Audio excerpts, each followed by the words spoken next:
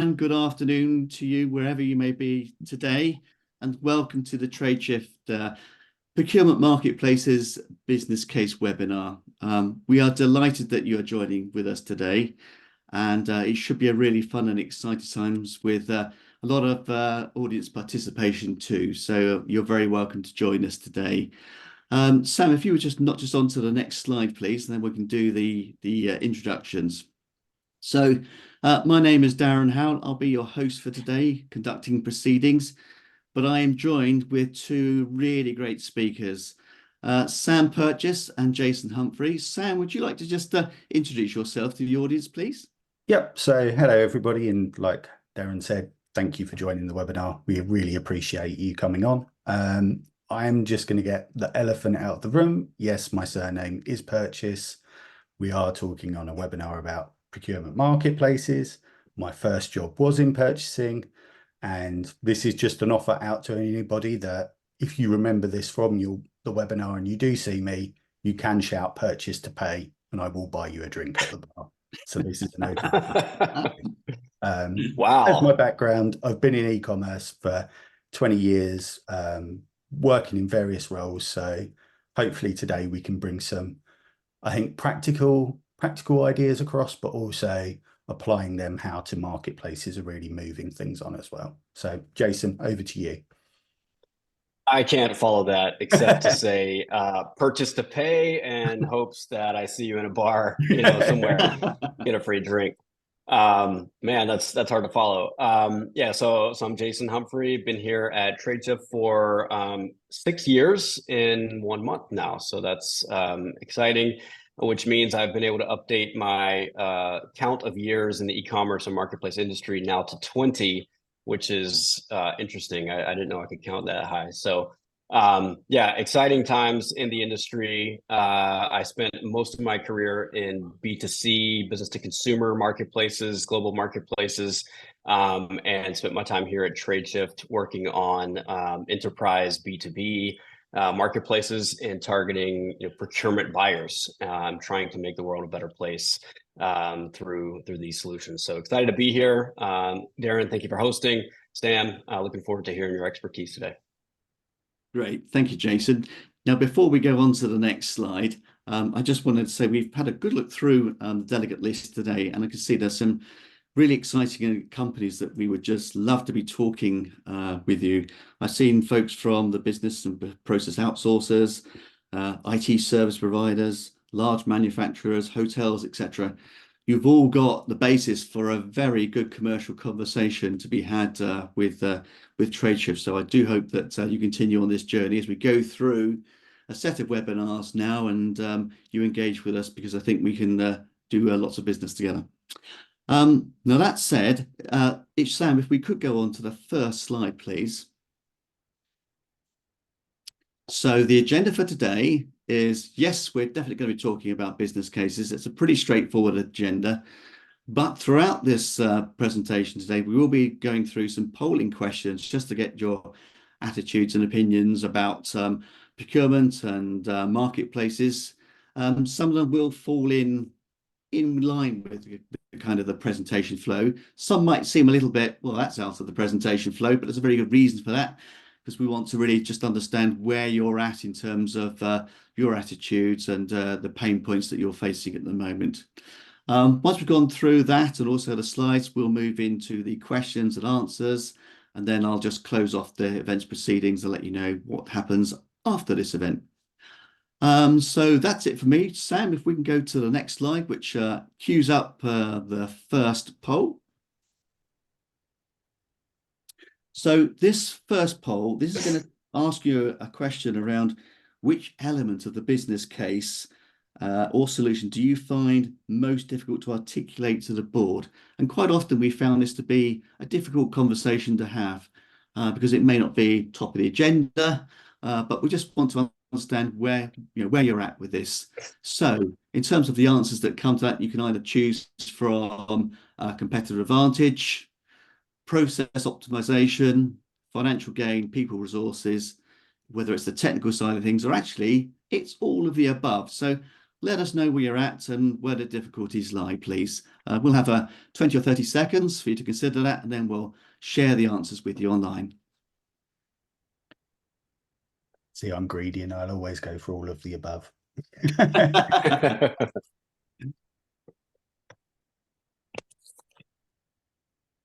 lot of different types of roles on the call today, so I'm interested Yeah, to it'd be see what interesting to see. it really depends on, who's here and what their role is. And for anyone who's confused, the board of directors is what's intended there. Ultimately the decision makers, whoever they may be, within your organization. Now, behind the scenes, we have a very special person that makes this all work. And that person is Noha, who is a great colleague of ours. So Noha, would you be kind enough to reveal the answers, please?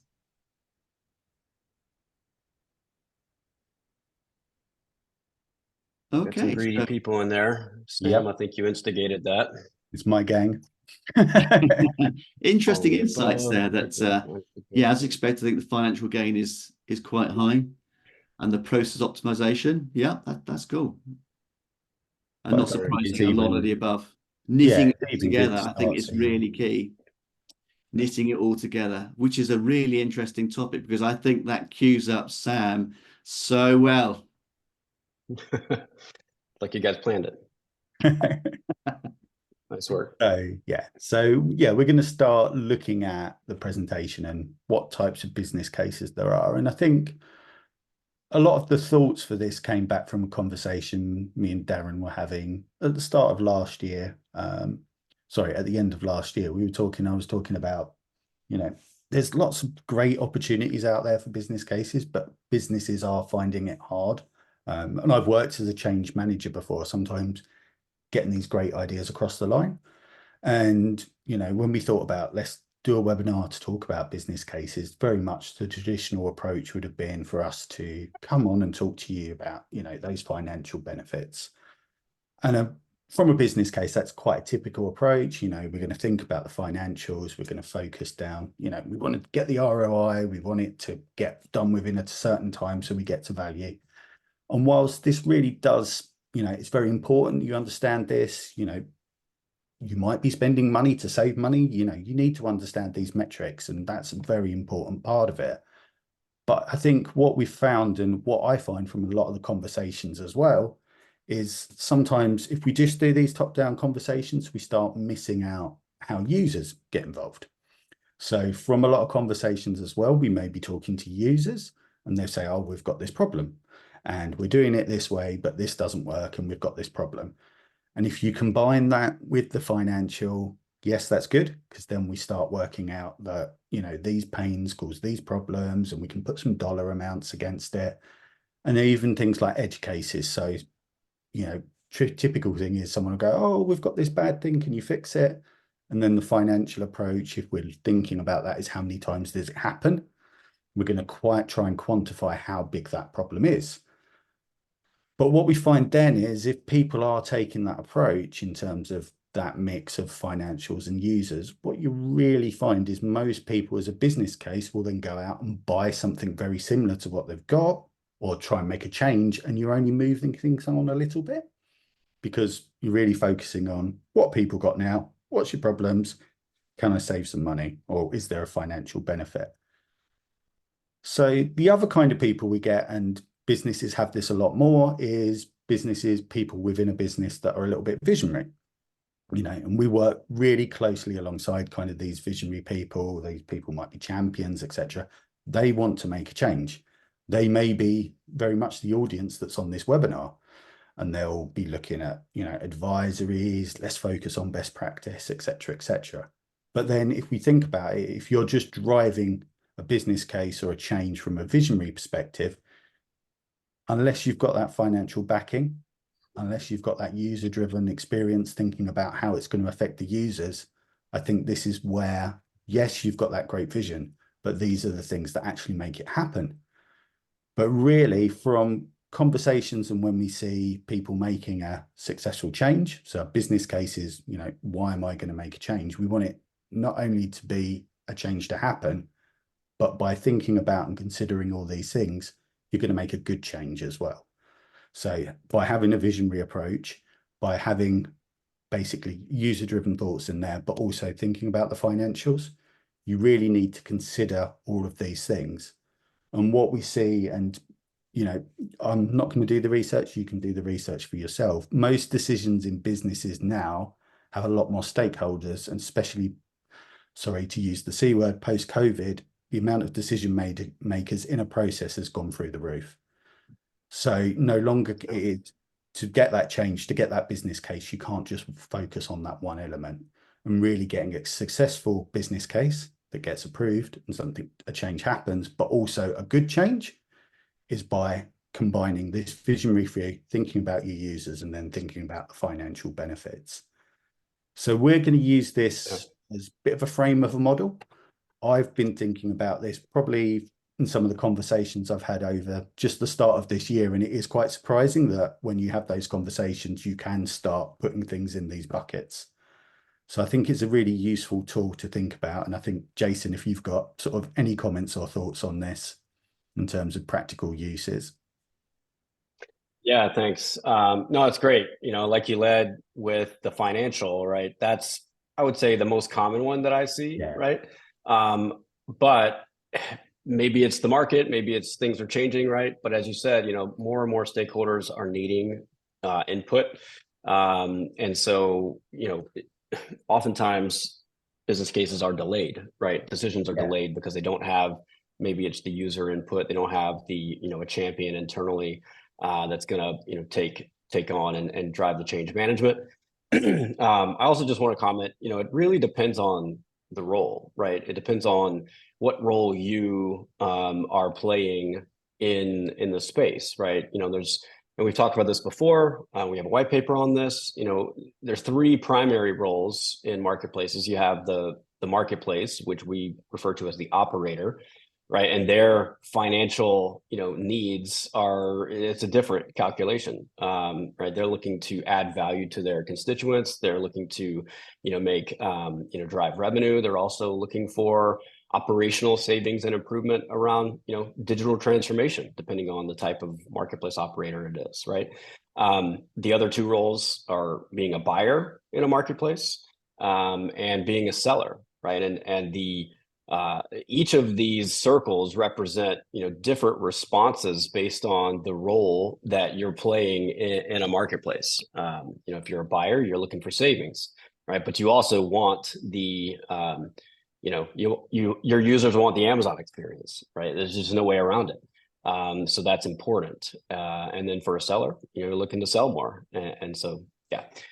Depending on who you are, your answers will be different, but I like how we have brought all three of these to the table because they're all critical. Yeah, perfect. Yeah, and I couldn't agree more with that. I think what you've just explained there really opens up, and what we're going to be looking at is using that as a framework for when we're thinking about, and we're going to go through a few practical stories of kind of conversations we've had around marketplaces and where those savings are. But I think it's just important that we make that definition of what a marketplace is. And I think Jayson, hit the nail on the head with, for a user, for me, I could just turn up. It's that B2C experience that I can just buy something. But likewise, for that financial element, it's us being able to create those savings, maybe using that consolidated approach by having something networked. So everybody there. And then that visionary approach is really the fact that a marketplace is moving transactional activities. So you buying, selling stuff, but also on a network where you can collaborate digitally, interact digitally, and actually that's where you get that value. So that's really where we're thinking that. I think that's very much the B2B element, makes that big leap from what the B2C experience is. B2C, you turn up, you buy something at a certain price. B2B procurement, that whole world is a lot more complicated. And it's really actually having a platform and digital technologies around that to allow you to be that visionary, to actually be able to sort of interact and actually gain that value from being on a platform. And Jayson, likewise, as before, any sort of thoughts on that definition? Yeah, no, I mean, I think everyone has their own version of the definition Yeah. of marketplace. In fact, I've been in marketplaces and I've said the word a zillion times, but the further we go, the more I'm thinking, the word marketplace is actually kind of difficult, because people have, preconceived ideas for what it is, what it means. What you just said around B2C kind of struck a nerve for me. I came up in my career in B2C marketplaces, and I joined TradeShift thinking that we were going to build our own, B2C like marketplace, and like TradeShift was going to be the marketplace. But through research, through feedback, through testing and trial and error, B2B is just far more complicated, right? To expect that there can be one single marketplace, right? And we want to essentially democratize global commerce is really what we're trying to do, and make it better for all. And we kind of opted to not become a marketplace, right, of our own, right? So we're seeing that based on the needs, the geography, the category, right? And finally, technology is getting better and better. There are vertical marketplaces that focus on particular, services or products or categories, right? So yeah, marketplace means something different to a lot of folks, but as you said here, it's a safe place within procurement to connect to suppliers if you're a buyer, for buyers to identify, trusted suppliers. And also it entails all of the P2P or purchase to pay, right? Functionality that's needed for enterprise buyers and sellers and the marketplace operator themselves. So, hopefully we can all kind of agree on that understanding, but also agree that it's not just one marketplace, right? There is we like to talk about it as a network of multiple marketplaces that are going to help solve challenges and issues for procurement buyers. Yeah, and I think I think once you get your head around that, and it's not we've said B2B, B2C, I think that's when those things make sense. And I think we can see that people are recognizing that. So just from a sort of market direction thing, we can see numbers are going up through the roof, and it is becoming something that is practically used in the enterprise space. So when we're thinking about from that visionary perspective, you're thinking about what your peers are doing, what other people are doing. It is something that is finding those practical applications in the space. And that's going to nicely lead me on to, we talk theory, buckets and slides and putting things in areas and things like that. But I think what really brings this to life is just some simple stories. So I spend quite a lot of my time talking to people, saying, I've got this problem, or this is the scenario, this is the situation. So we're going to talk through 3 of them.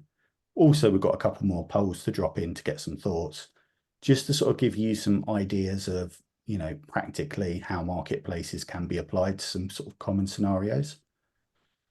So real quick, Sam, if I may, real quick, sorry to interrupt. I see someone, it looks like Lucy has their hand up. Are you able to put a question in the Q&A? If you can, that would be great. If not, then I guess, feel free to interrupt us and ask your question. All right. Thanks, Sam. Cool. Perfect. So I think tail spend, I think that probably what a lot of you think is the classic use case for marketplaces, and controlling that tail spend. And I'm not going to preach what tail spend is, because most of you on here know that. But I think businesses still have this massive issue of buying lots and lots of stuff from lots of different suppliers, and then actually not getting that much value from those transactions. So a marketplace seems a very obvious thing to apply to that. And Jayson talked about vertical marketplaces and stuff like that. Indirect type spend generally you think would get categorized in this thing, because lots of people buy the same things, and then it helps with these costs and that. But I think one of the points that Jayson really caught on earlier, that I think is one of the things to really consider, is the cost of actually maintaining and having a supply keeps going up, because we need to do more compliance, we need to do more checks, etc., etc. And this is really where that B2B, I think it's one of the clearest lines between B2B and B2C, in terms of you need to know your suppliers, you need to know that, you need to have that higher level of control. So really, this is a very typical application, the kind of conversation we have with a lot of our prospects and customers, to saying, I've got this tail spend problem. Could a marketplace be a very obvious route to address that? So before we have a look at how that's we think that plays out and the impact of that, we've just got a quick poll just so you can have a little break and some of your thoughts of what we're talking about. So over to you, Darren. Oh, here we go. Thanks very much, Sam. So the question this time round is, does the board consider the procurement department, the procurement department to be even a cost center that needs a regular cut, B, an untapped area of business that could generate revenue, or a critical function that ensures operations are always supplied? Now, I guess that's only limited to 3 options. We try to keep it simple, but I just wondered, when you talk to your board about issues around procurement, how they regard the service that you deliver within the business and what their vision is for it, etc. So over to you guys. We did get a comment earlier that the survey answers didn't display afterwards. So what I will do, I will read out those once we've been through that process. I will read them out so everybody can hear and see. I just want to call out that this is this is obviously geared towards the buyers in the audience. So if you're a seller, do your best on the poll here. If you're a marketplace operator or considering that, still I would expect you have a perspective on procurement either at your own organization or the clients that you're planning on bringing into your own marketplace. And I won't say my view to hopefully not filter the results. Thank you for not any bias. ceding. Okay, we'll give it 20 more seconds and then we'll reveal the answer.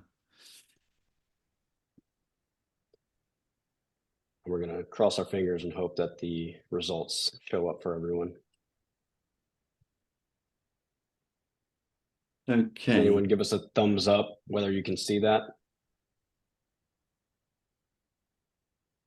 Yep, it's showing. Great. Good. Okay, critical so function that ensures operations are always supplied. That's great. It's encouraging. That's a very business that could generate revenue. Interesting. Okay. So it's kind of what we might expect, I guess, in terms of the view. But I suppose there's still probably some work to do for organisations to see really what the untapped revenue of a business, what the procurement side of the business could generate for the organisation. So perhaps we should say there's a limited view as to about what the board sees the function of procurement as at the moment. But yeah, fairly typical, I would say, of what we might expect to see. Thank you very much, folks. Really appreciate that. Cool. Thank you.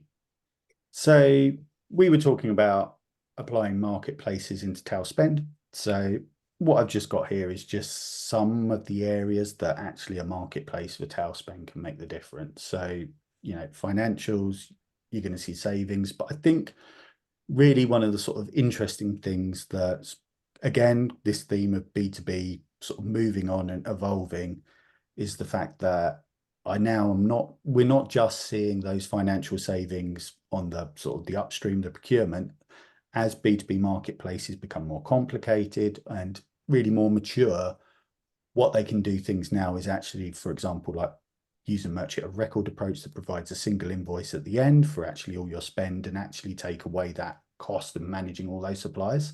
So while we've got our upfront savings, we're actually seeing that saving bucket grow in terms of supplier management, but also onto the back end things of, AP and finance being able to process those documents a lot easier. From a user perspective, and if you can make something really easy for someone that just feels like normal stuff, and then they're doing the right thing, that's a really nice place to be. And I think one of the big things is most people in businesses want to do the right thing. But if doing the right thing is very hard and complicated, I open something up, I have no idea what's going on, then that's when people step outside a process and we get that maverick spend. So as easy as possible it is to being that good corporate citizen. I think that's a given with anything like that. And then from that visionary thing, there's lots and lots of things, but just having the time actually to concentrate more on your strategic suppliers, is just a massive thing. We remove all that maintenance and that question of how much time do I spend on a supplier? It's only a tail supplier, someone might say, and it's not really, it's still a supplier. And that's an important thing to think about, how much time you can spend. And by freeing up that time, you can then work with those suppliers a lot more strategically. So that was just an question. Yeah, sure. Question for you, Sam. On the 7.1% there on financial, is that total savings or is that unit price savings? Yeah, so that Not was necessarily. Yeah, so I picked like a rough unit pricing, but I think Yeah. and it will depend on your business process, which is Yeah. kind of why we're arming you up to work this business case out. But I think that is one mindset that, and again, we're talking about making a successful change. If you can articulate how that change is going to affect more departments, you're going to get more buy-in, you've got more scope, and Right. actually, again, you're benefiting the business a lot bigger, which almost goes back to that interesting question about, are you a cost center? Can you actually provide more value back into the business? And actually being able to widen that scope out by actually putting something completely digital in is where you get those real opportunities. Yeah, no, I was thinking that was unit savings, and I like what you said around the tail able to be outsourced, right? So we are seeing substantial benefits on this merchant of record, single vendor. If you come from e-commerce, right, that's basically kind of a retail experience. It's like buying on Amazon, right, where you have all these suppliers, but you're really just transacting with a single company, right? That's very convenient. We are seeing and supporting our clients to offer that same type of a value proposition to their buyers. And when a enterprise procurement organization can outsource thousands of their tail suppliers, right, to a single vendor, there is a substantial amount of operational savings there. Certainly you don't want that marketplace to be operating like a retailer, right, where they're just looking to sell. There's a balance there, but there's a lot of operational savings there, and then the unit price savings is critical. So yeah, and I think more than 7.1%. Yeah, even some of the conversations I've had with like a finance department, they go, "Oh, we've got lots of one-time suppliers." Actually, this could be an answer for that if you think about pushing it upstream in terms of that being that marketplace, because that marketplace probably will offer the kind of products and services that people are going out to get those one-time suppliers. So yeah, it's important to not think about these things in silos. So the next sort of story or the next thing that comes up a lot is, and this is quite technical, so I'll do a little bit of an explanation because not everybody might be familiar with the terminology. So procurement systems exist, they sit there. You can connect a website for a supplier to your procurement system. You leave it, you buy the products in their thing, great, and then you come back. It gives a pretty good user experience in terms of, because you're buying stuff on the supplier's website with their product information, etc., and those details. And if we see traditionally, this might get used for sort of a single source. So I buy all my IT through one company, and then I go to that company's website. However, more and more when I'm talking to people, is that worked, but it only got people so far. And it's really, how do I expand that out? And really, one of the things with it is you're going from one website into another website, one website into another website, one website into another website. So from a user experience, it gets quite confusing. But also each time you're having to set that up, you have to set that connection up again and again and again. And we've had clients saying, we want to do 300, 400, 500 connections out to websites. And it's, from a practical perspective, no user is really going to actually understand what's going on. So one of the beauties of a marketplace is all these catalogs, all these products, all of this stuff's in one place. If you think of our personal lives, we like going to places with one place to buy things, not because we're lazy, because it's easier, but also you get the ability to compare a lot easier, etc., etc. So I think there's a real practical application here of, yes, this technology has existed, but it's kind of gone as far as it can. And we've kind of hit an artificial barrier of that experience for users. And it doesn't really let us push that forward. And Jayson, I think you were going to have a quick comment here while we pop up there. Yeah, you can stay on the last slide. I mean, just some thoughts that I recently heard from customers, and I think it was a prospect who might actually be on the webinar here. But they were working with the GPOs, group purchasing organizations, right? And historically, the way to optimize procurement, right, is to either do all the sourcing yourself, right? But beyond that, work with a BPO, business process outsourcer that you can outsource part of your procurement practice. That's very common, especially as you grow in size and scope and complexity. Organizations are certainly doing that and have for years. And the other is consortiums or GPOs, right? Group purchasing organizations, and those they're great, right? It's easy to join a GPO. It's usually free as a buyer. Just you become a member, right? And you access pre-negotiated pricing. But and I'd had lots of these conversations, but it never clicked this way to me. For all of those sellers that are available in a GPO membership, right? You have to set them all up individually. And I was speaking to someone, and I was like, that really clicked to me as something that is still it's now archaic and unnecessary. But what if you could still get the same savings, right? That's the goal. So marketplaces certainly offer that open competition. But yeah, so again, going back to the operational savings, right? If you have a merchant of record marketplace operator, then you can eliminate a lot of those tail, costs managing all the vendors, and you don't have to do all of these, crazy catalog setups. Now, last comment. I know you got to move on. Last comment on that, right? For those who are, informed, there is new technology around like level 2 punch outs and things of that sort, right? So some organizations are doing that. I think that is an okay evolution, but it's still not what users want. That's that native search and buying experience like on Amazon Business, and that's where the future is, right? Yeah, I definitely agree with that. And it's something that's been around a long time, and I don't think is really caught on. And then if you think that, we've just estimated that you maybe, you still have IT costs each time you're setting these catalogs up. 2K is probably on the lower side of things when you think about maintenance. And users and visionary, you just get the same experience when you're buying something. You're not jumping into different websites every time and having to learn those things. So there's some pretty obvious ones here. And I'm just going to sort of quickly move on. And this is my apology. And we had a debate of, am I going to sing the song? And sorry for everybody that's now humming away, can't touch this.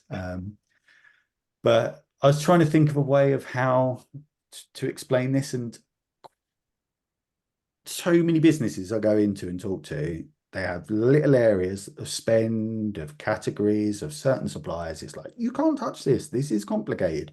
We need to do it this way. And I think we really need to, and Jayson mentioned vertical marketplaces is a great idea of that before. People really need to get out of this mindset. The technology exists that you can bring these kind of categories in. It doesn't just need to be tail.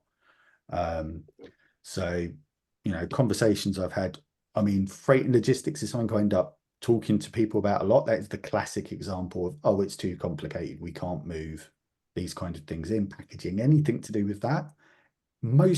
Any businesses that make stuff have to do it. Any businesses resell stuff have to do it. This is something that lots and lots of businesses do, but we've always put this thing around saying it's really complicated to work out, etc. Products and services can be brought into marketplace types environments, and you're collaborating and you're doing all of these things digitally, which is a huge difference in terms of not just operational efficiencies, but visibility as well. We're not doing all this stuff. Everything's the same apart from this thing in this category here, which we have to do a weird special way, and nobody really knows how it works. So I really think that there is that big opportunity to get those digital processes in. hopefully every time someone says we can't do this and you're not allowed to do that bit, you start humming "Can't Touch This," and then actually thinking maybe we can actually do this. And I think we're going to have a quick poll here. And Jayson, do you want a quick comment before we do the poll? Yeah, just go back if you can. First off, I don't know where you're getting these graphics from, and I don't know how they got approved. But good on you for keeping it fun and light. Yeah, I mean, it's a classic problem that we hear all about, in procurement is that, procurement teams, especially those who are, have their hands on keyboard, right, want to be doing more strategic work, but find themselves way too often working in tactical problems, right? Fighting fires, sourcing, negotiating with non-strategic suppliers and such. And that's one area that I think, because of how technology is changing and improving, it's like it's a catch-22 for those individuals, right? And some of them may be on the call here. There's a concern of, well, what about my job, right? And I think that's very real. Now, I would say, one opportunity is if you are finding yourself stuck in tactical tasks, right, and you want to be more valuable, more strategic, then finding a marketplace partner that can help you outsource yourself is becoming a reality, right? And so you can do research finding the verticals and categories that you're managing, right? And if they already have the supply that are in those more tactical areas, then you can partner with that marketplace, right? Bring that proposal to your organization and then propose how you can become more valuable, spend more of your time on, strategic, the head of the tail, right? And that, I think, is a really important activity for those who are hands on keyboard, doing sourcing or doing negotiating and managing categories. If you're spending too much time in tactical, then instead of saying can't touch this, right, to protect your role, you can flip the script and find a way to outsource those tasks yourself through the right technology, and I'll say marketplaces, right? And then watch yourself becoming more valuable and spending more time on strategic things. Yeah, I think it's that evolution of, like we said, with that visionary bucket, is you can do that. There is the financial benefits, there is the user benefits, but also it allows you to become that visionary and bring those things together. So Yeah, Darren, I mean, we're gonna even go ahead into the poll. Yeah. We're gonna let you do your poll. I'm just singing MC Hammer in my head. Right, okay. Well, folks, the next poll that's coming up is to do with your, I suppose, priorities over the next 24 months. So what is your procurement department's key objectives over the next 24 months? Now, you can have up to 3 answers here. Glad that you mentioned AI here, because we haven't even touched that topic. Yeah. This will be the first webinar ever.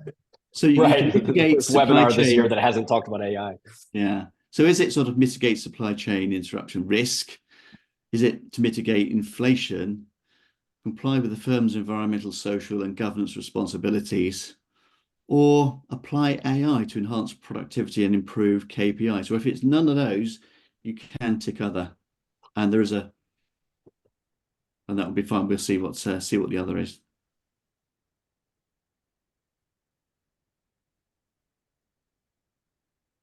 Just give a few more seconds.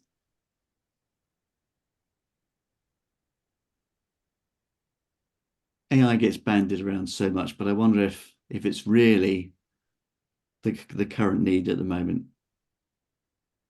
Okay, I'm now gonna bet no. Let's see what the results show. Unless we had a bot answering the question. God, I would have lost my bet. Mitigate price inflation. That's classic. That's brilliant. Apply AI. Still way out in front. Still way out in front. Yeah. And it looks as though That's going to be another webinar. Yeah. It looks like we're feeling more comfortable about the sort of supply interruptions that are currently affecting procurement around the world at the moment. So I guess that's reassuring in some respect. We're now getting down to the nitty-gritty of basic business KPI improvement. Yeah, I think there's some element that you can diversify your supply chain, but a lot of the problems are global problems. So no matter Yes. what supplier you choose, they will be affected by the same issue. Yes. Yeah. Yeah.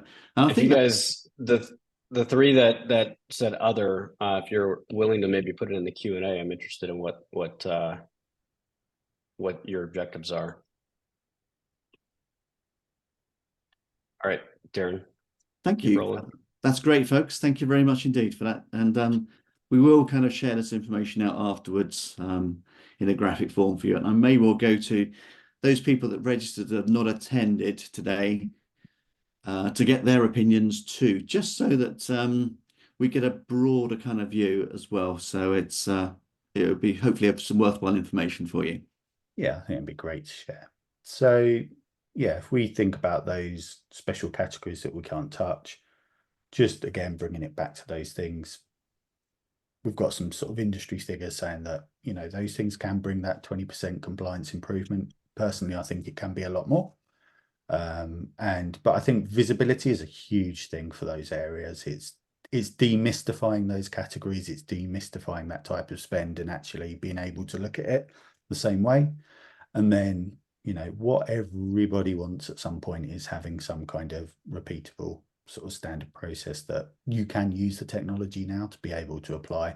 And it's just getting around that mindset of, you know, it's not, yes, it may have some little differences and things like that, but it doesn't mean that you fundamentally can't use something like a marketplace to buy that for goods. And I'll keep saying it, services as well.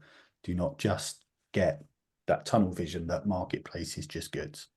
And I think that really does open up the opportunity and the ability to basically apply that technology. So we've only got a couple more slides before we go into Q&A. And what I wanted to do was just quickly sort of summarize just a couple of things and almost not give you some homework, but some pointers that if you do want to apply some of these things. So if we go back and have a look and think about those things, if you want to start looking at a business case, there's hundreds of these, but these are just 3 simple ones to just start thinking about. So just think about how many suppliers you've got. You know, if you can categorize it, it's quite hard sometimes to do, but just try and think about what maverick spend you've got. And also, you know, going back to that whole catalog piece, just have a guess, try and work out how long it takes someone to actually do something. It can be quite scary sometimes, especially if we're thinking of sort of indirect spend that maybe someone does once a year. If they're spending hours doing that, that's quite a large cost to a business. Then actually know your as is, so know how it works for your users. Actually interview someone, talk to someone that's doing some kind of request, but also back to, if you do have these exceptional cases, just start thinking about them and categorizing them now. And then if you want to get that visionary view as well, to kind of get that holistic approach, attend webinars like this. So you've already got one tick in the box there. You've got analyst rooms, but also talk to peers. And I think, like we've said already with this, you know, us sharing this information, I think is a really powerful thing of being able to share your peers and talk to them and really get an understanding of what you can do. And people are deploying that, as we can see from the statistics at the start. This kind of technology is deployed, so you can actually start talking to people to see the real outcomes of that. So before we go on to the last poll in the Q&As, any closing thoughts from you, Jayson? I think this is straightforward. You know, I also just want to recognize there's a lot of evolution happening in the space right now. You know, procurement is really, again, in a transformational period. There's a stat that we've referred to in the past around, you know, I think we're at 7 trillion global kind of digital e-commerce in B2B, and that's rapidly growing to, you know, upwards of 20 some trillion over the next 5 years. I mean, that's a lot, right? It doesn't mean it's new spend; it's spend that is coming online, Yep. right? And so a lot of transformation happening. I would also just want to call out, it's challenging for us, in this conversation to speak to everyone, right? So this is a pretty generic, intentionally generic, business case webinar. I think in the future we'll want to focus specifically on the different roles, right? What's the operator's business case? What's the buyer's business case and the seller's business case? So those are things based on your role. If you have particular interests, we would love to engage in conversation with you all around that. And besides that, it's a very exciting time. So if you haven't, already started working with marketplaces or building your own, then I would encourage you to do that. Perfect. But thank you, Sam. Great work on this. And Darren, thanks for hosting. Cool. Well, thank you. We're going to our final poll now, which is a very simple one. It's just really asking you where your effort's going to be, or your focused effort's going to be over the next 12 months. Are you more concerned about your direct spend, or are you more worried about your indirect spend, that sort of larger element, but maybe not quite so strategic? So hopefully we'll be able to bring the answers up fairly quickly. Yeah, quite a key thing as to where you're going to focus on over the next 12 months. Give it 10 more seconds, and then we shall reveal.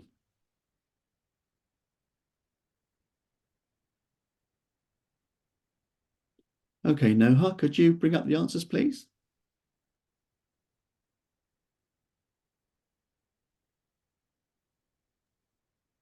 We'll see if we got it wrong on what we've guessed. Oh, indirect spend. Way ahead. But it was an 80-20. Very interesting. Okay, thank you, folks, for that answer. Yeah, I think that's a common theme. I think we're certainly seeing in some of the analyst reports that indirect spend seems to be that really painful area where the opportunity is to reduce that kind of operational effort and cost in sort of managing that area of the business. So thank you. Okay, Sam, we're going to go into the Q&A session now, and I can kick off the session with a question that came in specifically about one particular delegate that was registered, and it was to do with demos. So we're going to get back to that delegate with a demo. Cool. But more importantly, when it comes to demos, the next webinar we're planning to do after this one will be purely based on demos of a marketplace, both from a buyer perspective, but also an operator and a supplier perspective too. So there won't be so many slides, it'll just be purely a demo. And that's, if you've been on this journey with us so far, we've gone from kind of the vision piece. We've gone to some real examples in another webinar about an operator that's using TradeShift and what the benefits they've managed to produce for their customers. Today's been about the business cases. The next one will be about the demo. So that answers that question around what do we do around demos for customers. So if there are any more questions coming in from the group, please do feel free to put them in the chat section, please.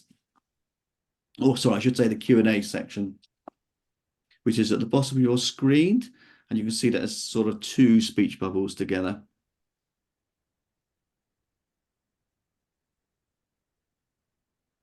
And the other thing is, if you're shy and you don't want to do this, you can always reach out to us and ask a question as well. I've got a question for you both, actually. So let's take it one after the other. So in terms of the customer engagements you've had, without mentioning names, what has been the kind of the key challenges people have faced around marketplaces? Sam, let's kick off with you first of all. Yeah, so I think, and again, hopefully this came across as sort of one of the themes of the webinar is, I think people generally want to do this.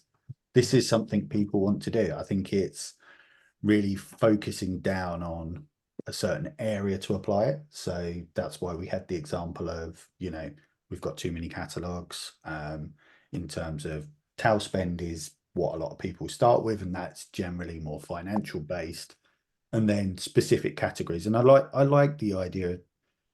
I think you know, a couple of times where we've talked about someone's got a very specific problem for a specific category that they don't really have any control with. So in a global organization, people are buying stuff locally, they're just doing those deals. And the fact that we could say, we could move some of this into a marketplace type model where you see what's going on and you start getting that level of control, that really excited them. So I do think that as a general theme, people want to apply marketplaces. I think it's finding the area that they want to apply it to, because it can solve many problems. And Jayson, if you've got any thoughts. Yeah. So, the question, what challenges am I hearing? So I spend most of my time with two types of roles. One is the marketplace operators, the organizations that are looking to commercialize their own, footprint, their supply chain network, or their, network of buyers and sellers, right? So I spend a lot of time with them. Also spend a lot of time with buyers, so large enterprise procurement buyers. The challenges are different, right? Operators that are historically, say, more procurement type organizations may be new to marketplaces. And there are, a number of challenges there. Primarily it's a digital transformation journey, right? So there's change management within the approval cycle. There's the ROI calculators that, the operators need to validate internally, get approval on. And then I would say that probably the biggest challenge is time, right? Marketplaces that are being created to fill gaps, to optimize, supply chains and such. If they're starting from scratch, or if they even have a footprint already, it still takes time, right, to build a highly competitive open market of supply and demand, right? So the challenge is just having enough time to really grow it and materialize it. The second, for buyers is, marketplaces still kind of have this thought of, well, it's Amazon or maybe it's eBay or it's all of these, social e-commerce consumer marketplaces, right? Many of them are trying to get into the B2B space. And so there's risk there for a true enterprise procurement buyer. So, they're trying to overcome that, right? If they see a verticalized marketplace and they try to sell it internally, then their approvers and decision makers may have those preconceived thoughts of like, oh, this is too risky, right? It's not true procurement, right? I guess that's what we're here to say, is that's changing, right? There are true enterprise, true procurement focused marketplaces that are coming and are here. And so that is solving some of those challenges. Yeah, I think like if even as a key takeaway, I think people need to, from this web, is the technology is pretty much there. It's really, we're waiting for the business world to catch up in terms of that technology, in terms of that. And that's why the opportunity is so big, because it's there and it's ready. And it's really basically being able to buy into those savings and those opportunities. Yeah, I mean, and that's what our journey here the past 5 or 6 years working on marketplaces really told us, is that the technology is now there, and really what we're doing is connecting the technologies that exist, instead of trying to reinvent the wheel or trying to create another Amazon business out there. It's like, no, actually others are creating their own marketplaces and they're the experts. How can we bring technology, deliver a great buying user experience, but connect the networks, connect the marketplaces out there. So it's an exciting time in that sense. Thank you, guys. I just wanted to make sure that we do squeeze in two questions that have come in. One from Martin. How do you prove the value delivered from a marketplace? How do you establish baselines outside of the normal basket of goods? Sam, do you want to take that one, please, first of all? That's the customers question. We like that. As you can see from the big smile on my face. So I think one of the big things is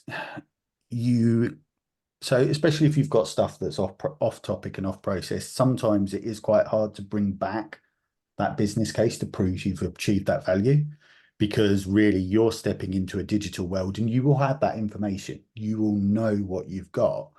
But yeah, I do accept that there is a challenge of trying to quantify and work out what that baseline is outside of a digital world. So the worst thing you know, I think one of the things is to be realistic in terms of those savings. And I think in terms of when you are doing that business case, if you're trying to measure what you're spending now and what the spend is afterwards, but what you're spending now is very hard to quantify because it's manual and it's off topic, just use finance, get back and then move it up to a high level to say at a P&L level, we're spending this and now we're spending this. So sometimes you will have to take those steps back, but I think it's be realistic, but also be humble and honest to say that, you know, we don't exactly know what our current spend is, which for me is a scary situation to be in anyway. Thank you, Sam. Two more. I'll take the next one, Darren. Yeah, two more. I was going to give it to you. So two more because I believe you kind of just about touched on this in just prior to the questions opening up. But in terms of what factors should people consider if they're deciding whether to build a marketplace from scratch or invest in an established vendor platform? Yeah, it's a big question. My assumption here, without more information, is that, you know, it's coming from someone who is interested in being a marketplace operator. And I would say the factors, right, starting with, do you have the resources, right? And so understanding what resources will be required to build and operate a marketplace, whether that be from scratch or through a pre-existing platform, is really critical, right? Going back to, it takes time. You know, you need to have a runway if you're building a marketplace. Runway meaning enough capital and, you know, time and support internally to get it started, launched, and then, you know, ramp it where it's profitable for you.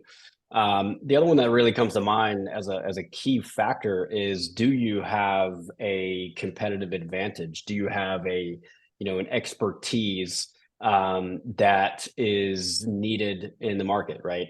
I don't think the industry needs more generalized, marketplaces. I think the industry needs more dedicated, trusted, I call them vertical, like industry or category specific marketplaces, right? It is bringing open competition to a specific set of problems, right? That historically have been managed through strategic sourcing, 3 bids and a buy, all of these clunky technologies in between, right? But verticalized marketplaces are saying, hey, instead of doing all of those things, which require a lot of labor, a lot of time, and still don't really deliver all the time, let's bring a marketplace technology and economic power, right, to that vertical or that category. So if you are an organization or an individual that can build a team that has a dedicated expertise and strategic advantage, be that in your relationships, be that in the size of your company, or capital that you can raise, then yeah, make sure you're considering that, and then decide, are you going to build from scratch, which I would not recommend, or identify a vendor technology that can help you do it quickly, and start to attain value, fast. Yeah, building from scratch is not necessary anymore, just to answer that point blank. There are plenty of marketplace management softwares out there that are now popping up. Some are more B2B-esque, if you will. Some are more procurement, focused, and many are still very retail, B2C, right? But there's a convergence that's definitely happening. And so technology is there for those who have an advantage and can fill gaps and want to be a marketplace. Thank you, Jayson. Thank you very much, both of you, for some great answers today and for the insightful content that you've shared. I think it just leaves me to say thank you to everybody that participated today. Thank you for your contributions to the polls and for your questions. And thank you for giving up your time to be here today too. It's much appreciated.